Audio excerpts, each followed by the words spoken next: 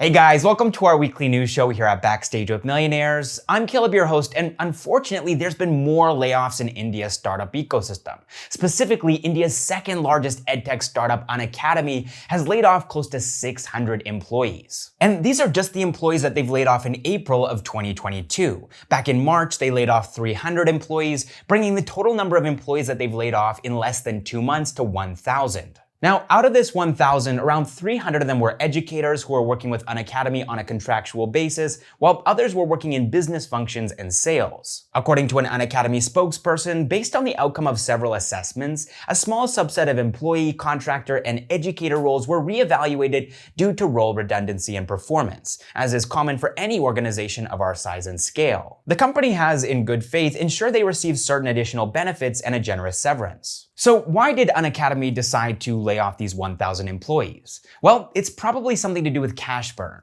This burn is estimated to be around $15 million, which is why, despite growing revenues, Unacademy ended up spending 2,030 crore rupees in the financial year of 2021, just to earn 400 crore rupees during that same time period. Now, Unacademy has raised over $800 million from their investors, so they can probably afford to maintain this burn. However, they're actually trying to become profitable by the end of this calendar year, 2022, and so they're trying to cut costs to achieve this goal. All right, next up in the news, Bhavish Aggarwal, one of the co-founders and the CEO of Ola, is stepping away from day-to-day operations of the company. Here's Bhavish's note to his employees. I'll be spending more time with all engineering functions, team building, and on product. I'll also be increasing my focus on our long-term strategic projects, including new two-wheeler products, our car project, innovations in quick commerce, electrifying ride-hailing, our battery cell R&D and factory, international expansion, building out our Pune tech center, and future foundry in UK and more. Now, when it comes to day-to-day operations, Bhavish is going to be handing the reins over to Ola Group CFO G.R. Arun Kumar, who has been in this role since last May.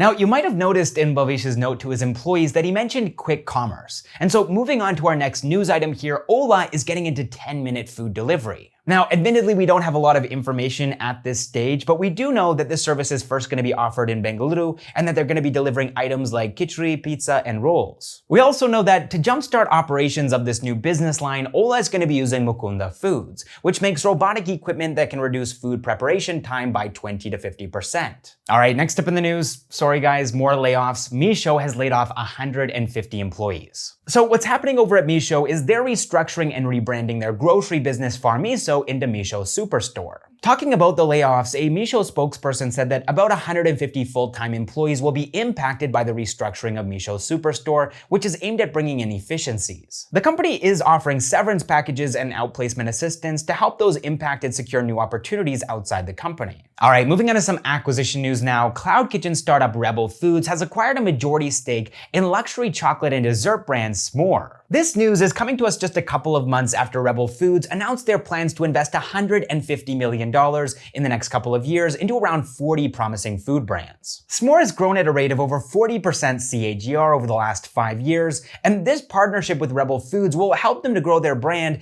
and expand their omni-channel distribution strategy through their offline kiosks, cafes, and lounges in Tier 1 cities. It's also going to help them to lean more into their own digital platform and also leverage Rebel Foods' digital platform to grow their online sales. All right, moving on to some funding news now. Eyewear brand Lenskart has raised $100 million in a funding round led by Alpha Wave Incubation at a $4.3 billion valuation, according to Ntracker estimates. And this may, in fact, just end up being an appetizer because, according to Economic Times, Lenskart is in advanced talks to close a $200 to $250 million round at an estimated $4.5 to $5 billion valuation. The startup is planning to invest a portion of these funds into their own Thrasio-style business by acquiring and scaling brands in the eyewear segment. All right, next up in the funding news, B2B healthcare marketplace Medikabazaar has raised $65 million in a funding round led by the Lighthouse India Fund at a $700 million valuation. So Medikabazaar enables hospitals and medical institutions to procure medical supplies and equipment from their platform. They're already working with more than 200,000 hospitals, enabling them to procure medical supplies across the country. Medikabazaar brought in 600 crore rupees in revenue in the financial year of 2021, and they've also started their international operations in the Middle East and North Africa.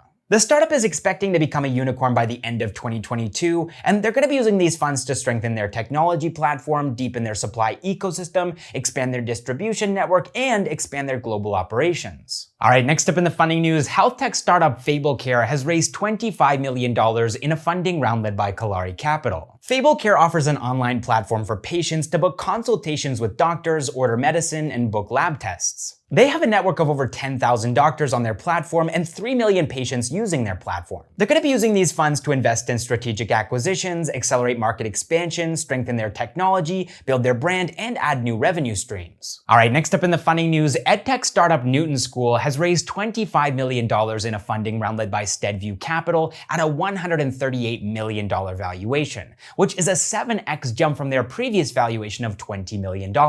So Newton School offers multiple programs for students and working professionals to develop their skills. But besides that, Newton School also helps their students to get jobs. In fact, it's guaranteed. Students don't need to pay any fees to Newton School until they get a job and can allocate a portion of their salary to Newton School. All right, that is all the startup news that I have for you guys this week. I really hope that you enjoyed the video and of course that you learned something from it. Big thanks now to all of our Backstage with Millionaires members, our unicorns, our decacorns, and our hectacorns, and big thanks to you for watching this video through to the end. I'll see you in the next one.